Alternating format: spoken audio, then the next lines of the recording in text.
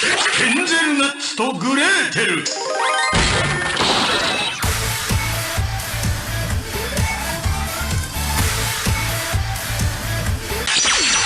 ヘンゼルナッツとグレーテル。銃剣撃弾。今剣で行くぞ。 Hello YouTube, this is Charlie426, and today we have a review of the P-Bandai exclusive or P-Bandai exclusive SHF Kamen Rider Slash. Now, I am a bit late reviewing this guy because at the time I did receive this guy a long time ago, but once again, there were a lot of stuff coming out, and then there was a lot of other P-Bandai, kits that I had to review, which took more higher priority. So this guy kind of got delayed and over. And also, just would like to mention today is also the release date in Korea at Gundam Base Korea, where they're releasing the Reborn's 100 Raider Gundam and the upgraded Jogan kit from the Kyokai Senki series. So I'm gonna have to go get those as well. Anyway, so let's see what we got. So first of all, what you get, of course, is obviously the rider himself, and then you get his transformation device / weapon, the Onjune Suzune, I believe, or Onjuken Suzune, yeah. So that's basically his sword name, and which is also his transformation device. So I would like to mention this guy is also one of those riders that doesn't use a belt to transform, but an actual weapon / device. So this Kamen Rider Slash is from the series Kamen Rider Saber series. Originally, I didn't really expect him to get an SHF figure art when I first saw him because of his radical color scheme and his design, but later other writers also got their SHF, so I guess it was kind of, at that point, I did expect to see a SHF of this guy eventually. Alright, so let's see what we get. So other than the ones I mentioned, hand-wise, I'm currently using the specific multi-purpose hand, which is meant for holding the weapon, and then on the other hand, I'm using the fist. And here are the other accessories. There's not much accessories for this guy. So you have the other fist hand right over here, so that's nothing too special over there. You get the other multi-purpose hand for other purposes if you want to do so. And then you get a fully open style hand for posing, so no big deal there. And let's see what we got.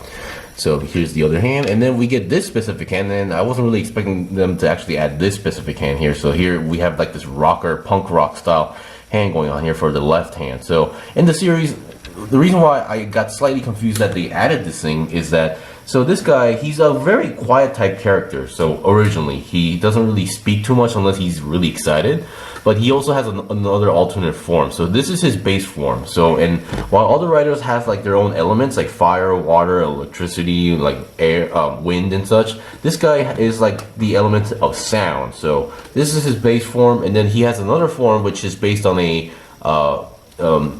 band, like a musical band, like a concept. So Bremen no rock band, I believe that's what they call it. So a rock band's a concept, and when he uses that form, his personality changes entirely. So he goes from a quiet dude to a like heavy punk rock style guy. So he talks more, he becomes even more tough and radical.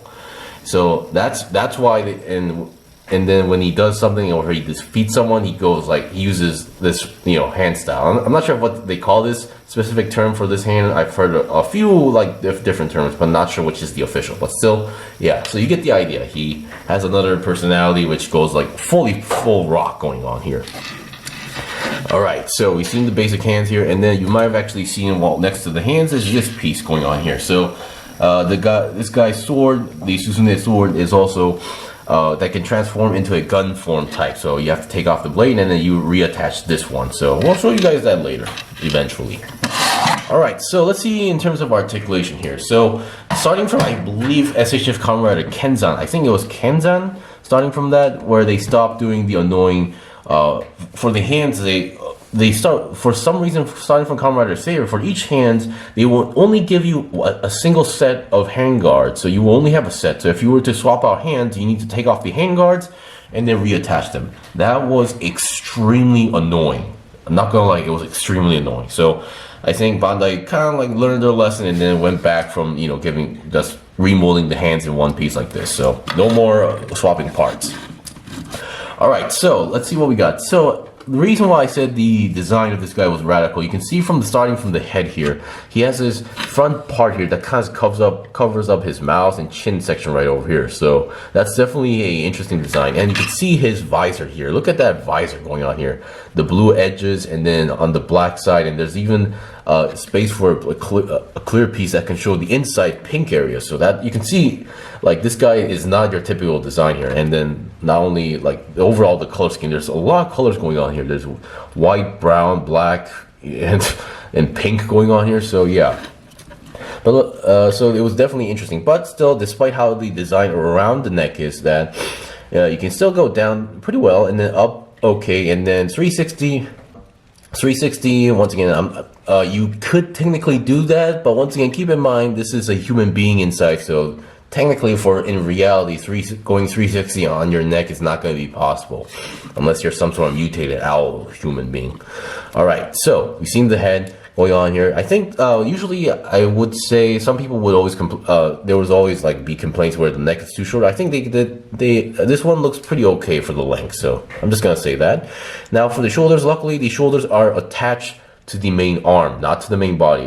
The reason why I'm concerned about those kind of stuff is that if the shoulder armor is connected to the body, then your arm is going to get limited in terms of articulation. So you can't rotate like this, because the armor, if it was attached to the main body, it's not going to move together with the arm. So it's going to lock them into place to some degree. So luckily they didn't go with that form. So you can move the arms freely going on here, and then going to the side 90 degrees is also possible despite the shoulder armor, because it does move pretty well despite how clunky it looks. And then 360 twist on the arm is possible, and then bend wise you get a pretty decent bend going on here. Hands are your typical SHF figure art style hands, which the ball joints are on the arms, and the hands has the holes. Alright, so before we go on to the other parts, here is the sword. Onzuken Suzune. So here we have the sword. The other side is, I might need to check the DX toy as well, because I never got any of the DX toys from the series other than 2 specific belts.